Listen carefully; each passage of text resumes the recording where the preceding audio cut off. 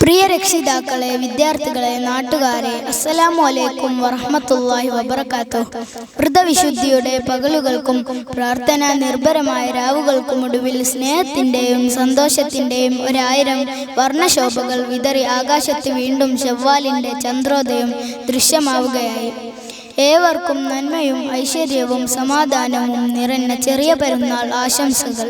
ഈദ് മുബാരക് മുബാരക് ഈദ് മുബാരക്, വിണ്ണിൽ വാനിൽ ഉയരും ഈദ് മുബാരക്.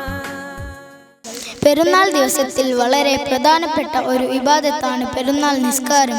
പുരുഷന്മാർക്കും സ്ത്രീകൾക്കും പെരുന്നാൾ നിസ്കാരം നിർവഹിക്കൽ സുന്നത്താണ്. പുരുഷന്മാർ പള്ളിയിൽ വെച്ചും സ്ത്രീകൾ വീട്ടിൽ വെച്ചും നിസ്കരിക്കുക.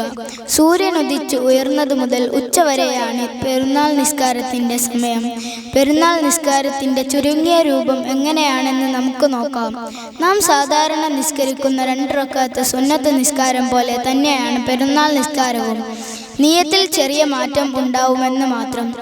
ചെറിയ പെരുന്നാൾ സുന്നത്ത് നിസ്കാരമാണ് നിർവഹിക്കുന്നതെങ്കിൽ ചെറിയ പെരുന്നാൾ സുന്നത്ത് നിസ്കാരം ഞാൻ നിസ്കരിക്കുന്നു എന്നും, ബലിപെരുന്നാൾ നിസ്കാരമാണ് നിർവഹിക്കുന്നതെങ്കിൽ ബലിപെരുന്നാൾ 2 റക്അത്ത് സുന്നത്ത് നിസ്കാരം ഞാൻ നിസ്കരിക്കുന്നു എന്നുമാണ് നിയ്യത്ത് ചെയ്യേണ്ടത്.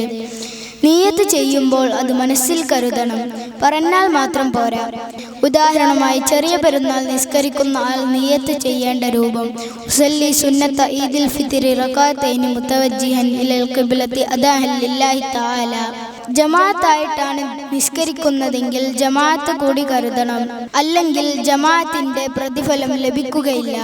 ഇമാം നിൽക്കുന്ന ആൾ ഇമാമൻ ഞാൻ ഇമാമായി നിസ്കരിക്കുന്നു എന്നും, മഅ്മൂമായി നിസ്കരിക്കുന്ന ആൾ മാൽ ഇമാമി ഞാൻ ഇമാമിനോട് തുടർന്ന് നിസ്കരിക്കുന്നു എന്നും നിയ്യത്തിന്റെ അവസാനത്തിൽ കരുതണം. നിയ്യത്ത് ചെയ്തതിനു ശേഷം അല്ലാഹു അക്ബർ എന്ന തക്ബീറത്തുൽ ഇഹ്റാം ചൊല്ലണം. ശേഷം വജ്ജഹ്തു ഓതുക. വജ്ജഹ്ത് ഓതിയതിനു ശേഷം ഫാത്തിഹ ഓതുന്നതിന് മുൻപായി 1-ാം റക്അത്തിൽ 7 തക്ബീറും 2-ാം റക്അത്തിൽ 5 തക്ബീറും ചൊല്ലണം.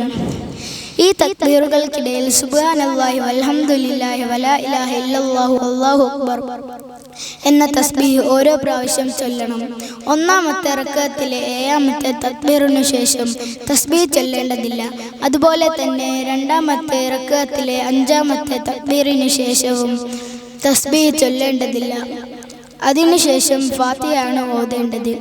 ഒരാൾ വജ്ജഹ്ത് ഓതിയതിനു ശേഷം ഫാത്തിഹ ഓതാൻ തുടങ്ങിയാൽ പിന്നെ അയാൾക്ക് തക്ബീറുകൾ ചൊല്ലൽ സുന്നത്തില്ല. തക്ബീർ ചൊല്ലാൻ വേണ്ടി ഫാത്തിഹയിൽ നിന്ന് മടങ്ങേണ്ടതുമില്ല. ഫാത്തിഹ ഓതി പൂർത്തിയാക്കുകയാണ് ചെയ്യേണ്ടത്.